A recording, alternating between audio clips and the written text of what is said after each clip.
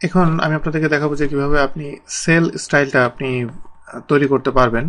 এখানে সেল স্টাইলটা পাবেন এখান থেকে, এখানে ড্রপ ডাউনে গেলে সেল স্টাইলটা বিভিন্ন টাইপের বিল্ট ইন যে স্টাইলগুলো সেগুলো এখানে দেয়া আছে।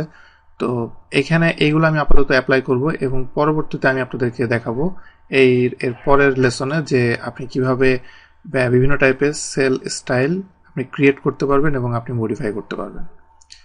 এখন আমি সেল স্টাইল অ্যাপ্লাই করতে গেলে আমি যদি এই কলামটা আমি এতটুকু সিলেক্ট করি, সিলেক্ট করার পরে সেল স্টাইলে যাই, যাওয়ার পরে এখানে অনেক রকমের অপশন আছে। আমি যে কোনো একটা অপশন আমি যদি সিলেক্ট করি, যেমন এটা যদি আমি সিলেক্ট করি, তাহলে দেখেন যে এখানে সেল স্টাইল আমি যেটা দিয়েছিলাম সেটা এখান থেকে সিলেক্ট হয়েছে।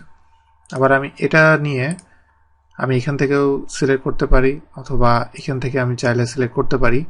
যেমন এখান থেকে আমি এটা যদি সিলেক্ট করি, এভাবে আপনি বিল্ট ইন যেগুলো সেল স্টাইলগুলো আছে এগুলো সিলেক্ট করে করে আপনি দিয়ে দিতে পারবেন।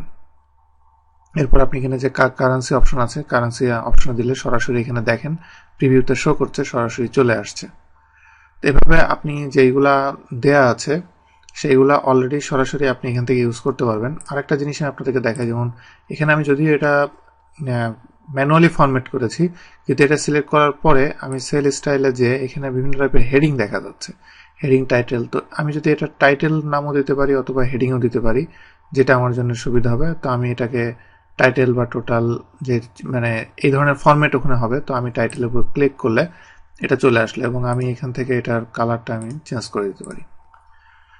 এরপরে এখন কথা হলো যে এখানে যে স্টাইলগুলো আছে এই স্টাইলগুলো আমি চাইলেও কিন্তু মডিফাই করতে পারি।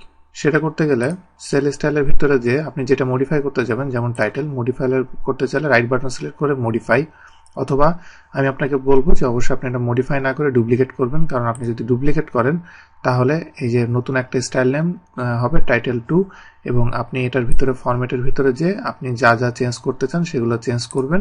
করার পরে এখানে আদার্স যেসব এই অপশনগুলো সবগুলো স্টাইলের ভিতরে ইনক্লুডেড, সেগুলো দিয়ে দিয়ে আপনি চেঞ্জ করবেন। করার পরে আপনি আপনার নিজের বিল্ট ইন যে স্টাইল আছে সেটা আপনি এখানে দিতে পারবেন।